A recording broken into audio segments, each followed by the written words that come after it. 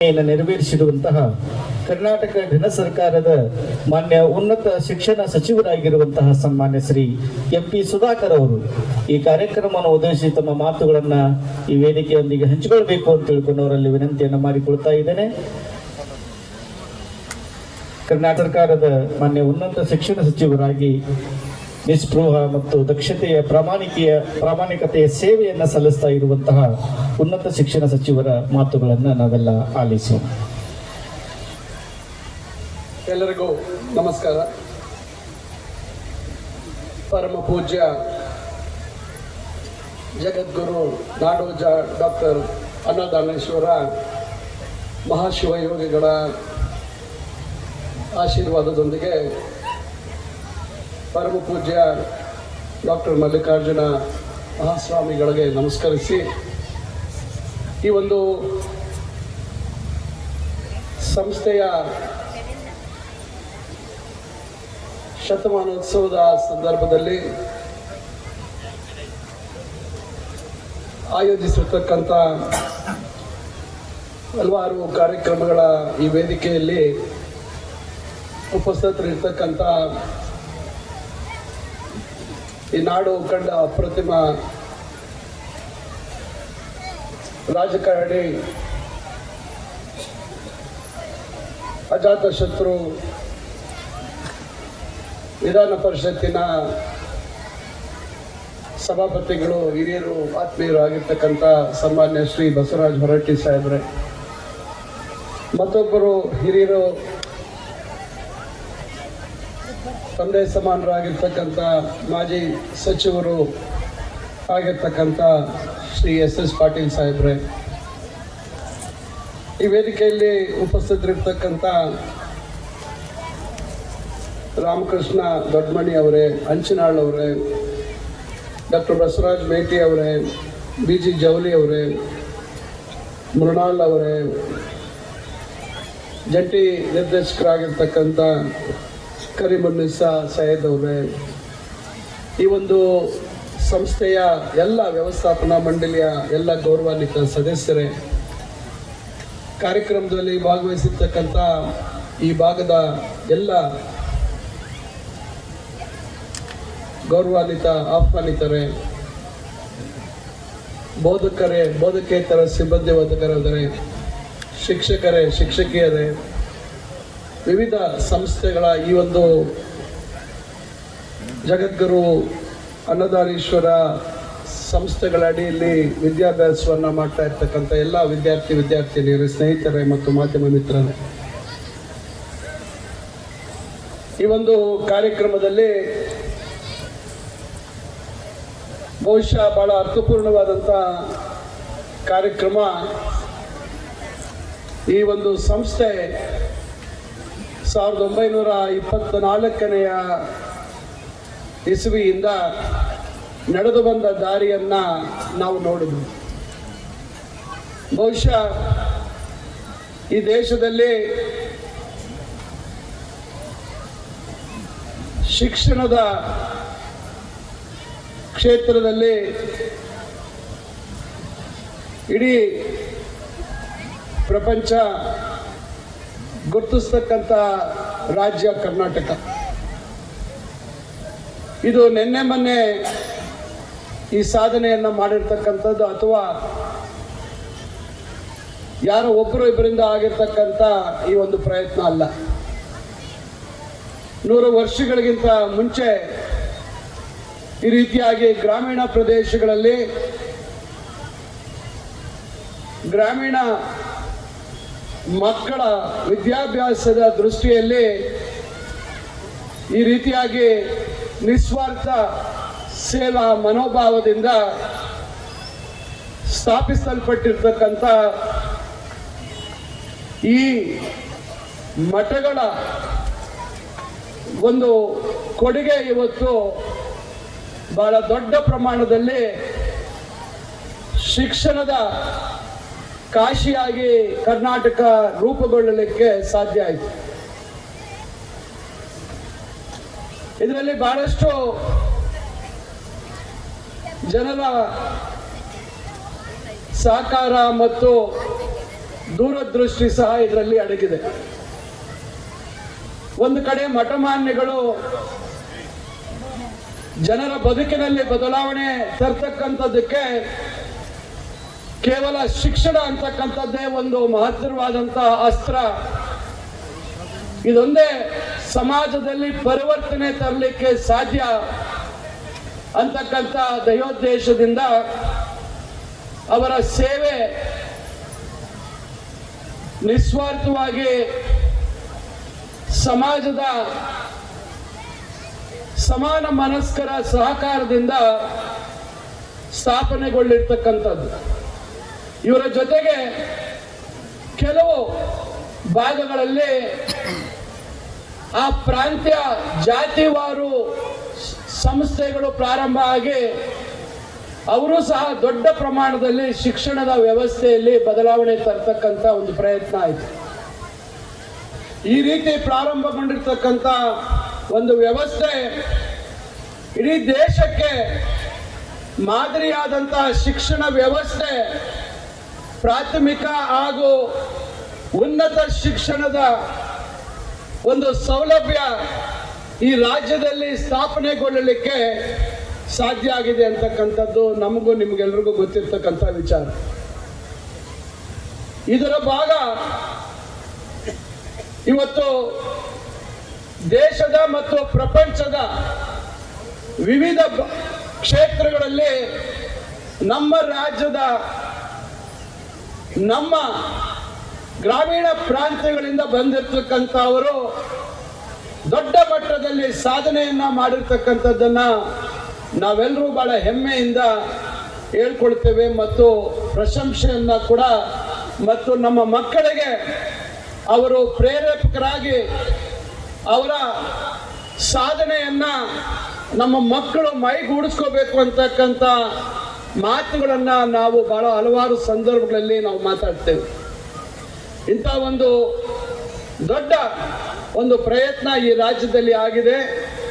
ಆದರೆ ಈಗ ಪರಮ ಪೂಜ್ಯ ಗುರುಗಳು ವ್ಯಕ್ತಪಡಿಸಿರ್ತಕ್ಕಂಥ ವಿಚಾರಗಳನ್ನು ನೋಡಿದಾಗ ಇದು ಅಷ್ಟು ಸುಲಭದ ಹಾದಿ ಅಲ್ಲ. ಈ ಹಾದಿಯಲ್ಲಿ ಎಷ್ಟು ಅಡಚಣೆಗಳಾಯಿತು, ಯಾವ ರೀತಿ ತನಿಖೆಗಳಿಗೆ ಒಳಗಾಗಬೇಕು ಅಂತಕ್ಕಂಥ ಮಾತನ್ನ ಪರಮ ಪೂಜ್ಯರು ಹೇಳಿರ್ತಕ್ಕಂಥದ್ದನ್ನ ಗಮನಿಸಬೇಕಾದಂಥ ವಿಚಾರ. ಇವತ್ತು ಸಮಾಜದಲ್ಲಿ ಒಳ್ಳೆ ಕೆಲಸ ಮಾಡ್ತಕ್ಕಂಥದ್ದು ಅಷ್ಟು ಸುಲಭದ ಕೆಲಸ ಅಲ್ಲ. ಯಾಕಂದ್ರೆ ಕೆಲವರಿಗೆ ಒಳ್ಳೆ ಕೆಲಸ ಮಾಡ್ತಕ್ಕಂಥ ಮನಸ್ಥಿತಿ ಇರೋದಿಲ್ಲ. ಆದರೆ ಮತ್ತೊಬ್ಬರು ಒಳ್ಳೆ ಕೆಲಸ ಮಾಡ್ತಕ್ಕಂಥದ್ದಕ್ಕೆ ನಿರಂತರವಾಗಿ ಕಿರುಕುಳ ಕೊಡ್ತಕ್ಕಂಥ, ಅಡ್ಡಿ ಮಾಡ್ತಕ್ಕಂಥ ಮನಸ್ಥಿತಿ ಇರ್ತಕ್ಕಂಥವರ ಸಂಖ್ಯೆ ಇವತ್ತು ಬಹಳ ಹೆಚ್ಚಿನ ಸಂಖ್ಯೆಯಲ್ಲಿ ಈ ಸಮಾಜದಲ್ಲಿ ಇದೆ ಅಂತಕ್ಕಂಥದ್ದು ಪೂಜ್ಯ ಗುರುಗಳ ಮಾತುಗಳಿಂದ ಮತ್ತು ನಮ್ಮೆಲ್ಲರ ಅನುಭವದಿಂದ ನಮಗೆಲ್ಲರಿಗೂ ಗೊತ್ತಿರ್ತಕ್ಕಂಥ ವಿಚಾರ. ಇವತ್ತು ಒಂದು ಕಟ್ಟಡ ಇಷ್ಟು ಸುಂದರವಾಗಿ ರೂಪುಗೊಳ್ಳಬೇಕಾದ್ರೆ ಹಲವಾರು ಜನರ ಸಹಕಾರ ಇದೆ. ಆದರೆ ನನಗೆ ಆಶ್ಚರ್ಯ ಆಯಿತು, ಸ್ವಾಮಿ ಮಾನ್ಯ ಪೂಜಾ ಗುರುಗಳು ಹೇಳಿದಂಥ ಅಂಕಿ ಸಂಖ್ಯೆಗಳನ್ನು ಕೇಳಿದಾಗ ಯಾಕೆ ಈ ಭಾಗದಲ್ಲಿ ಒಂದು ಪ್ರೋತ್ಸಾಹದ ಮನೋಭಾವ ಯಾಕೆ ಇಲ್ಲ?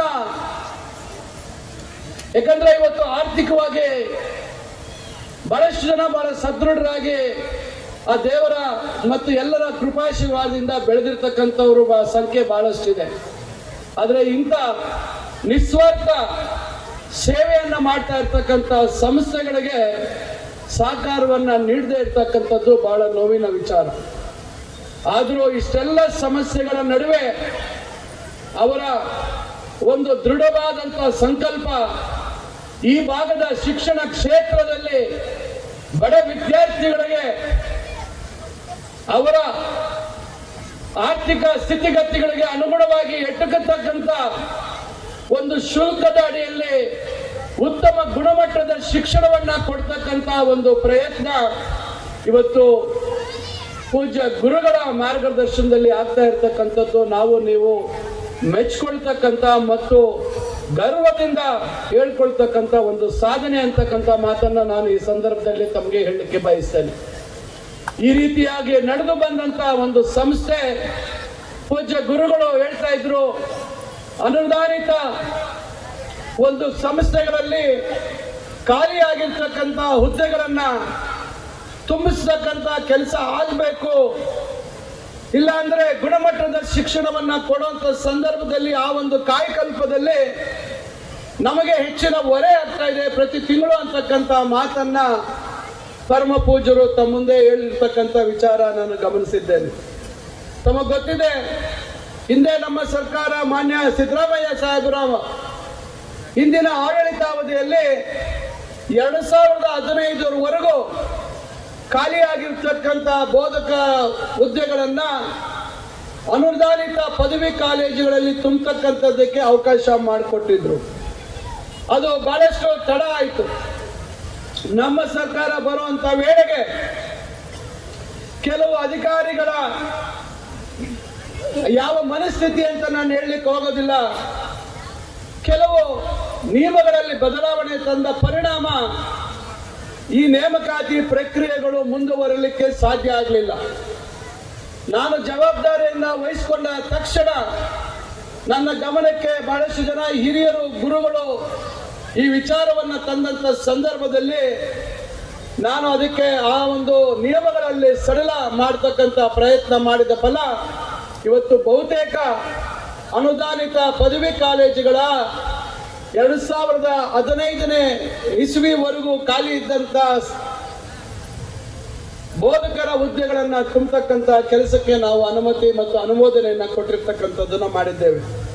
ಕಳೆದ ವರ್ಷ ಮಾನ್ಯ ಮುಖ್ಯಮಂತ್ರಿಗಳು ಇದನ್ನ 2020ವರೆಗೂ ಅನುದಾನಿತ ಶಾಲಾ ಮತ್ತು ಪದವಿ ಕಾಲೇಜುಗಳಲ್ಲಿ ಖಾಲಿಯಾಗಿರ್ತಕ್ಕಂಥ ಅಥವಾ ಬೇರೆ ರೂಪದಲ್ಲಿ ಏನು ಹುದ್ದೆಗಳು ಖಾಲಿ ಬಿದ್ದಿರ್ತಕ್ಕಂಥದ್ದನ್ನ ಭರ್ತಿ ಮಾಡುವಂಥದ್ದಕ್ಕೆ ಅನುಮತಿಯನ್ನ ನೀಡಿದ್ರು.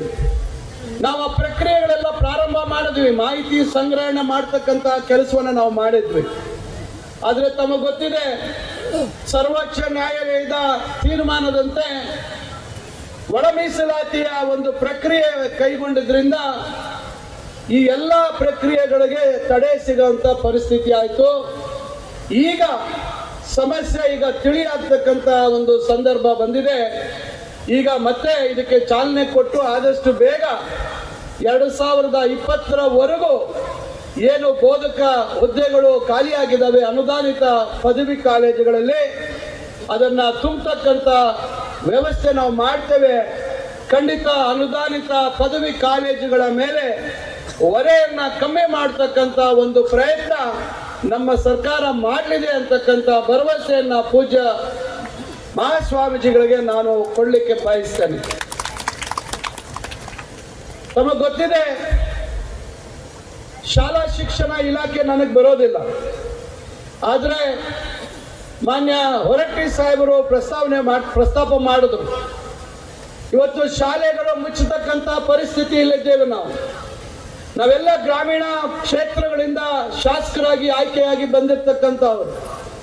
ನಮ್ಮ ಕ್ಷೇತ್ರಗಳ ಗ್ರಾಮೀಣ ಪ್ರದೇಶಗಳಲ್ಲಿ ಜನರ ಮನಸ್ಥಿತಿ ಏನು ಅಂತಕ್ಕಂಥದ್ದನ್ನ ನಾವು ಬಹಳ ಹತ್ತಿರದಿಂದ ಬಲ್ಲವರಾಗಿ ಇವತ್ತು ಈ ಒಂದು ಜಾಗತಿಕ ಸ್ಪರ್ಧಾತ್ಮಕ ಪ್ರಪಂಚದಲ್ಲಿ ಇವತ್ತು ಯಾರು ವಿದ್ಯಾವಂತರಾಗ್ತಾರೆ, ಇವತ್ತು ಬದುಕು ಕಟ್ಕೋಬೇಕು, ಇವತ್ತು ನಮ್ಮ ಬದುಕಿನಲ್ಲಿ ಬದಲಾವಣೆ ಆಗಬೇಕು ಅಂತಕ್ಕಂಥ ದೃಷ್ಟಿಯಲ್ಲಿ ಇವತ್ತು ನಾವು ಉದ್ಯೋಗಗಳನ್ನ ಆರಿಸಿ ಹೋಗ್ತಕ್ಕಂಥ ಸಂದರ್ಭದಲ್ಲಿ ಇವತ್ತು ಆಂಗ್ಲ ಭಾಷೆಯ ಪ್ರಾಮುಖ್ಯತೆ ಎಷ್ಟು ಅಂತಕ್ಕಂಥದ್ದನ್ನ ನೀವು ನೋಡ್ತಾ ಇದ್ದೇವೆ. ನಮ್ಮ ಮಾತೃಭಾಷೆ ಕನ್ನಡ ಭಾಷೆಗೆ ನಾವು ಬಹಳಷ್ಟು ದೊಡ್ಡ ಪ್ರಾಮುಖ್ಯತೆಯನ್ನ ಕೊಡ್ತೇವೆ. ಆದರೆ ಬದುಕಿಗಾಗಿ ಇವತ್ತು ಆಂಗ್ಲ ಭಾಷೆ ಕಲಿತಕ್ಕಂಥದ್ದು ಎಷ್ಟು ಮುಖ್ಯ ಅಂತಕ್ಕಂಥದ್ದು ನಮಗೂ ನಿಮಗೂ ಗೊತ್ತಿರ್ತಕ್ಕಂಥ ವಿಚಾರ. ಇವತ್ತು ಗ್ರಾಮೀಣ ಭಾಗದಲ್ಲಿರ್ತಕ್ಕಂಥ ಪೋಷಕರು ಇದನ್ನ ಬಹಳ ದೊಡ್ಡ ಮಟ್ಟದಲ್ಲಿ ಅರ್ಥೈಸಿಕೊಂಡು ಅಲ್ಲಿ ಸ್ಥಳೀಯವಾಗಿರ್ತಕ್ಕಂಥ ಖಾಸಗಿ ಆಂಗ್ಲ ಭಾಷೆಯ ಒಂದು ಆಂಗ್ಲ ಮೀಡಿಯಂನ ಸ್ಕೂಲ್ಗಳಲ್ಲಿ ಮಕ್ಕಳನ್ನ ಶಾಲೆಯಲ್ಲಿ ಸೇರಿಸುವಂತ ಕೆಲಸ ಇವತ್ತು ದೊಡ್ಡ ಪ್ರಮಾಣದಲ್ಲಿ ಆಗ್ತಾ ಇದೆ. ಇದರ ಕಾರಣದಿಂದ ಇವತ್ತು ಸರ್ಕಾರಿ ಶಾಲೆಗಳ ದಾಖಲಾತಿ ಪ್ರಮಾಣ ದೊಡ್ಡ ಮಟ್ಟದಲ್ಲಿ ಕಮ್ಮಿ ಆಗ್ತಾ ಇರ್ತಕ್ಕಂಥದ್ದನ್ನ ನಾವು ನೋಡ್ತಾ ಇದ್ದೇವೆ. ನಾನು ಈ ಸಂದರ್ಭದಲ್ಲಿ ಮಾನ್ಯ ಬಸವರಾಜ್ ಹೊರಟ್ಟಿ ಸಾಹೇಬರಲ್ಲಿ ಅವರ ಗಮನಕ್ಕೆ ತರ್ತಕ್ಕಂಥದ್ದು, ಅವರು ಈ ಕ್ಷೇತ್ರದ ಪ್ರತಿನಿಧಿಯಾಗಿ 45 ವರ್ಷಗಳನ್ನ ಪೂರೈಸಿದ್ದಾರೆ. ಇವತ್ತು ನಮ್ಮಲ್ಲಿರ್ತಕ್ಕಂಥ ಶಿಕ್ಷಕ ಶಿಕ್ಷಕಿಯರ ಗುಣಮಟ್ಟ ಬಹಳ ಉತ್ಕೃಷ್ಟವಾಗಿ ಇರ್ತಕ್ಕಂಥದ್ದು. ಕಾರಣ ಅವ್ರು ಯಾರು ಯಾವುದೇ ಶಿಫಾರಸಿನ ಅಡಿಯಲ್ಲಿ ನೇಮಕಾತಿಗೊಂಡಿರ್ತಕ್ಕಂಥವ್ರಲ್ಲ. ಅವರೆಲ್ಲರೂ ಪರೀಕ್ಷೆಯ ಮುಖಾಂತರ ಅರ್ಹತೆಯನ್ನ ಪಡೆದು ನೇಮಕಾತಿಯನ್ನ ಪಡೆದಿರ್ತಕ್ಕಂಥವ್ರು. ನಾನು ಈ ವೇದಿಕೆ ಮುಖಾಂತರ ಅವರೆಲ್ಲರಲ್ಲಿ ವಿನಂತಿಸ್ಕೊಳ್ತೇನೆ, ಕಾಲಕ್ಕೆ ಯಾವ ಸಂದರ್ಭ ಇವತ್ತು ಶಿಕ್ಷಣ ವ್ಯವಸ್ಥೆಯಲ್ಲಿ ಬದಲಾವಣೆ ಆಗ್ತಾ ಇದೆ, ಅದಕ್ಕೆ ತಾವು ಹೊಂದ್ಕೋಬೇಕಾಗತ್ತೆ. ಇವತ್ತು ಸರ್ಕಾರಗಳು ನಿರಂತರವಾಗಿ ತಮ್ಮ ವೇತನವನ್ನ ಪರಿಷ್ಕರಣೆ ಮಾಡತಕ್ಕಂತ ಕೆಲಸಗಳನ್ನ ಸಮಯಕ್ಕೆ ಸರಿಯಾಗಿ ಮಾಡಿಕೊಂಡು ಬರ್ತಾ ಇದ್ದಾವೆ. ನಮ್ಮ ಸರ್ಕಾರ ಸಹ 7ನೇ ವೇತನ ಆಯೋಗದ ಶಿಫಾರಸಿನಂತೆ ವೇತನವನ್ನು ಪರಿಷ್ಕರಣೆ ಮಾಡಿದೆ.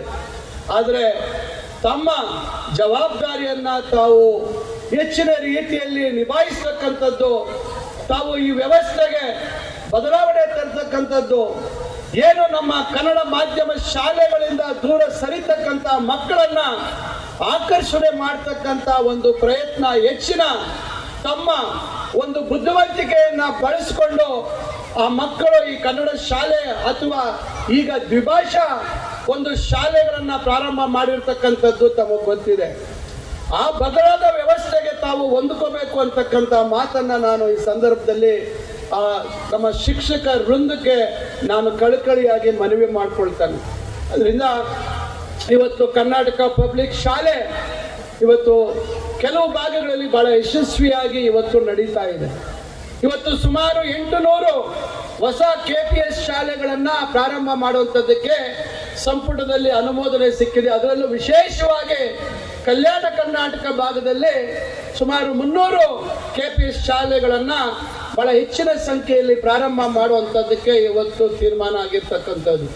ಕಾರಣ ಇವತ್ತು ಆ ಹಿಂದುಳಿದ ಪ್ರದೇಶದಲ್ಲಿ ಮಕ್ಕಳ ಭವಿಷ್ಯತ್ತನ್ನ ಕೆಳ ಹಂತದಿಂದ ಉತ್ತಮವಾದಂತ ಅಡಿಪಾಯ ಹಾಕಬೇಕು, ಅವರು ಉನ್ನತ ಶಿಕ್ಷಣದತ್ತ ಅವರು ಸಾಗಬೇಕು ಮತ್ತು ಅವರ ಬದುಕಿನಲ್ಲಿ ಆ ಪ್ರದೇಶದ ಅಭಿವೃದ್ಧಿಯನ್ನ ಕಾಣಬೇಕಾದ್ರೆ ಶಿಕ್ಷಣ ಒಂದೇ ಅಂತಕ್ಕಂಥ ಒಂದು ಕಾರಣದಿಂದ ಆ ಭಾಗಕ್ಕೆ ಹೆಚ್ಚು ಒತ್ತು ಕೊಡ್ತಕ್ಕಂಥ ಕೆಲಸ ಆಗಿದೆ. ಅದೇ ರೀತಿ ಬೇರೆ ಭಾಗಗಳಲ್ಲಿ ಸಹ ಇವತ್ತು ನಮ್ಮ ಕ್ಷೇತ್ರಗಳಲ್ಲಿ 2-3 KPS ಶಾಲೆಗಳನ್ನ ಹೊಸದಾಗಿ ಪ್ರಾರಂಭ ಮಾಡುವಂತ ಕೆಲಸವನ್ನ ನಾವು ಕೈಗೆತ್ತಿಕೊಂಡಿದ್ದೇವೆ. ಸರ್ಕಾರ ಇವತ್ತು ನಾನಾ ರೀತಿ ಪ್ರಯತ್ನಗಳು ಆಗ್ತಾ ಇದೆ. ಆದ್ರೆ ನಾನು ಈ ಸಂದರ್ಭದಲ್ಲಿ ಹೇಳ್ತಕ್ಕಂಥದ್ದಿಷ್ಟೇ, ಗ್ರಾಮೀಣ ಪ್ರದೇಶದ ಮಕ್ಕಳಲ್ಲಿ ಬಹಳ ದೊಡ್ಡ ಮಟ್ಟದ ಪ್ರತಿಭೆ ಇದೆ. ಅವರಲ್ಲಿರ್ತಕ್ಕಂಥ ಬುದ್ಧಿವಂತಿಕೆಗೆ ಖಂಡಿತ ಯಾರು ಅದನ್ನ ಸಂಶಯ ಪಡ್ತಕ್ಕಂಥ ಒಂದು ಸಂದರ್ಭ ಇಲ್ಲ ಅಂತಕ್ಕಂಥ ಮಾತನ್ನ ನಾನು ಹೇಳಲಿಕ್ಕೆ ಬಯಸ್ತೇನೆ. ಕಾರಣ ಅವರಿಗೆ ಅವಕಾಶ ಇವತ್ತು ಅವರ ಮುಂದೆ ಇಲ್ಲ, ಅವಕಾಶ ವಂಚಿತರಾಗ್ತಾ ಇದ್ದಾರೆ. ಅದಕ್ಕೆ ಅವಕಾಶಗಳನ್ನ ಕೊಡುವಂತ ಒಂದು ಪ್ರಯತ್ನ ನಾವೆಲ್ಲ ಸೇರಿ ಮಾಡಬೇಕಾದಂಥದ್ದು ನಮ್ಮೆಲ್ಲರ ಕರ್ತವ್ಯ ಮತ್ತು ಜವಾಬ್ದಾರಿ.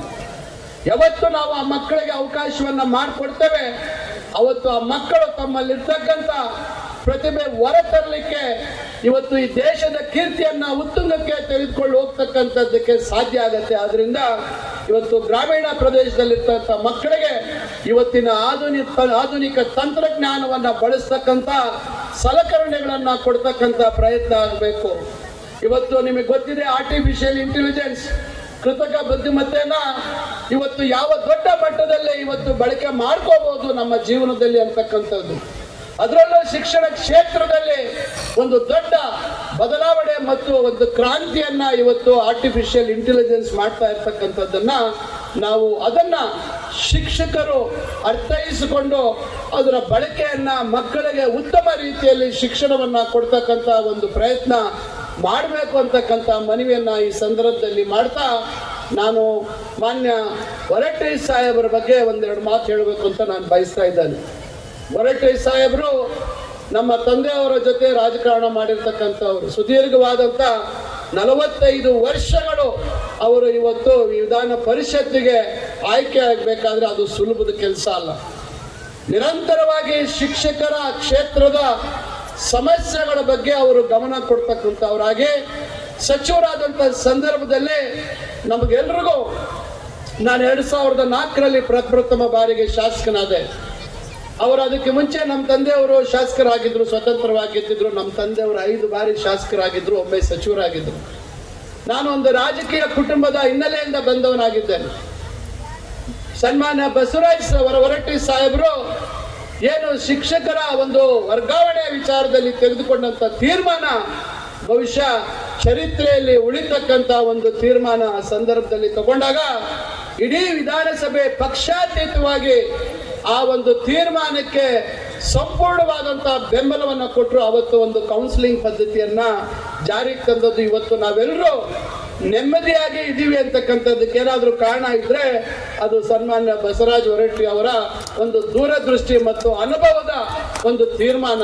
ಆ ರೀತಿ ಅವರ ಹಲವಾರು ಅವರ ಒಂದು ತೀರ್ಮಾನಗಳು, ಅವರ ಪ್ರಯತ್ನ ಈ ಒಂದು ಕ್ಷೇತ್ರಕ್ಕೆ. ನಾನು ಬೆಳಗ್ಗೆ ಅವರ ಮನೆಯಲ್ಲಿ ಒಂದು ಪುಸ್ತಕ ನೋಡುವಂತ ಅವಕಾಶ ಸಿಕ್ತು. ನೋಡಿದಾಗ ಅವರ ಸಾಧನೆಗಳು ಬಹಳ ದೊಡ್ಡ ಮಟ್ಟದಲ್ಲಿ, ಕೇವಲ 20 ತಿಂಗಳು ಅವರು ಸಚಿವರಾಗಿ ಕೆಲಸವನ್ನ ನಿರ್ವಹಿಸಿರ್ತಕ್ಕಂಥದ್ದು.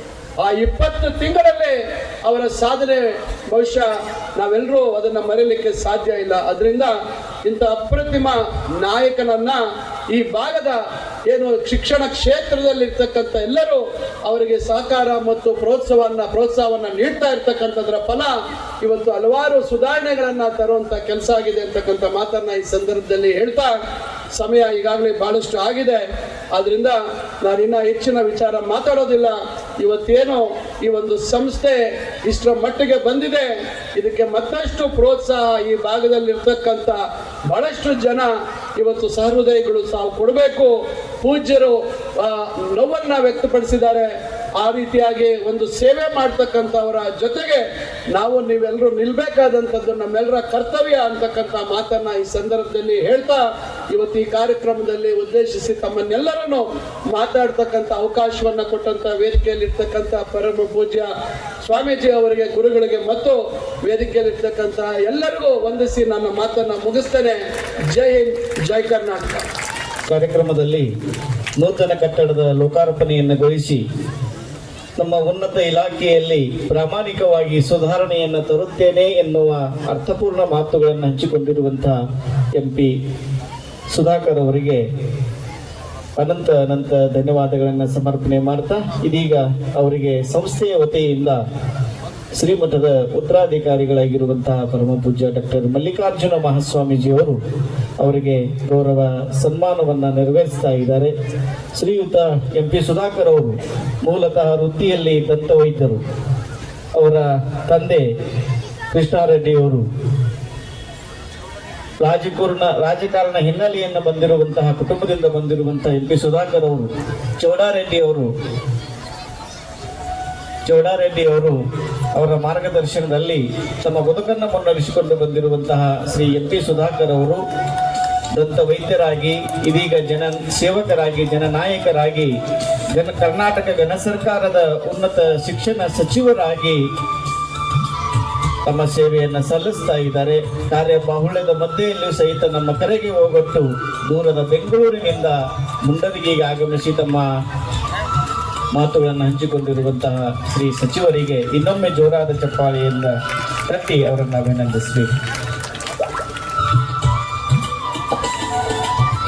ಈ ಕಾರ್ಯಕ್ರಮದಲ್ಲಿ ಭಾಗವಹಿಸಿರ್ತಕ್ಕಂಥ ಮಾಜಿ ಸಹಕಾರ ಸಚಿವರಾಗಿರ್ತಕ್ಕಂಥ SS ಪಾಟೀಲ್ ಅವರು ಹಾಗೂ ಅವ್ವ ಸೇವಾ ಟ್ರಸ್ಟ್ ಅಧ್ಯಕ್ಷರಾಗಿರ್ತಕ್ಕಂಥ ಶ್ರೀಯುತ ಬಸವರಾಜ್ ಧಾರವಾಡ ಅವರಿಗೆ, ನಂದಿಕೇಶ್ವರ ಆಗಮಿಸಿರ್ತಕ್ಕಂಥ ಮುಜುಗುಂಡಯ್ಯ ಹಂಗರಿಗೆ ಅವರಿಗೆ, ಗದಗ DDPU ಆಗಿರ್ತಕ್ಕಂಥ ಶ್ರೀ ಸಿದ್ಧಲಿಂಗ ಬಂಡು ಮಸನಾಯಕ್ ಅವರಿಗೆ, ಪ್ರಾದೇಶಿಕ ಜಂಟಿ ನಿರ್ದೇಶಕರು ಧಾರವಾಡ ಶ್ರೀಮತಿ